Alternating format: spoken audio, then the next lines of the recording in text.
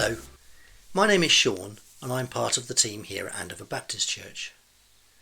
My series of devotions this week is called A Funny Thing Happened, and today I wanted to tell you a story about something that happened to me nearly 50 years ago when I was just a small boy. I grew up in a small Hampshire village, and my school was also in the village, so a great deal of my first 11 years was spent in that place. I hardly went anywhere else. Often my spare time was spent playing with my friends, and as you will know, if you grew up somewhere where countryside was all around you, the world around becomes your playground. The woods, the fields, the rivers, just so much to do.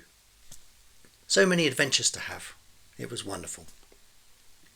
Sometimes, however, my friends would not always be there, and so on this particular occasion I was out walking through the woods on the hills that surrounded my village, and I was all on my own. Things were pretty different in those days, and it was common for even quite young children to go off and play quite a long way from home, just as long as you were home for tea. So there I was, wandering the woods, but in my head I was an escapee from a prisoner of war camp, trying to evade the guards who were searching for me. I remember I had a stick in my hand, which for me was a rifle, and as I made my way through the trees, I was on the lookout for trouble. Just at that moment, a vehicle, a Land Rover, suddenly appeared on the rough track below the path I was on, only 50 or so yards away, and I was so in the story, in my head, that without thinking, I threw myself to the ground to hide from the enemy. As I hit the ground, reality kicked in, and I can remember thinking, oh no, what have I done? I hoped the car would just drive on, but they must have seen me drop because they stopped and the driver's door opened.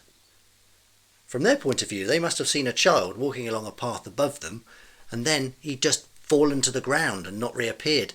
They probably thought I was hurt. What was I going to do?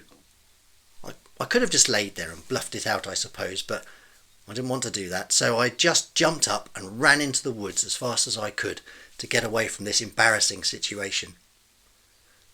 I can remember thinking that I really hoped they had not recognised me and told my parents, as I could have been in trouble, and in the villages everybody knows everybody else. But nothing like that ever happened. Luckily they didn't follow, and I escaped, but boy was my heart pounding.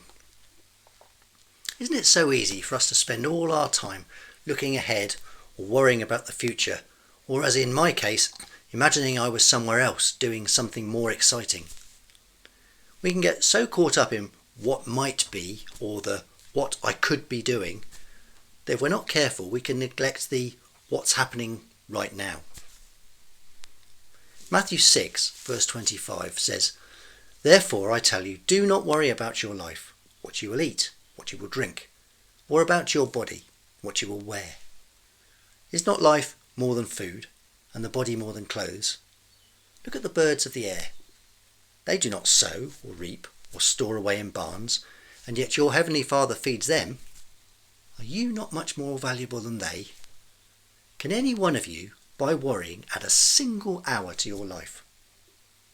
Therefore, do not worry about tomorrow, for tomorrow will worry about itself. Each day has enough trouble of its own." Now I know you've probably heard those words many times before, and if you are a churchgoer you have probably heard this teaching at least once before, maybe many times. But I think it's important to remind ourselves of this regularly. My prayer for you today is that right now, as you walk or drive to work, as you go shopping, as you sit eating lunch, or whatever you find yourself doing, that you will put any worries aside for just a while and take a little time to enjoy what you see right there and then, what you hear and feel right there in that moment. To enjoy what you are seeing and feeling and thank God for it. Put out of your mind, just for a small time, what you have to do later and what is going on in the world right now, and enjoy that moment. The song I've chosen for today is called "Keep Me in the Moment" by a man called Jeremy Camp, and it neatly sums up what I've been talking about today. You'll find a link to the song in the description below this video, and I hope you enjoy it. Thank you for listening to me today, and I hope you can join me again tomorrow.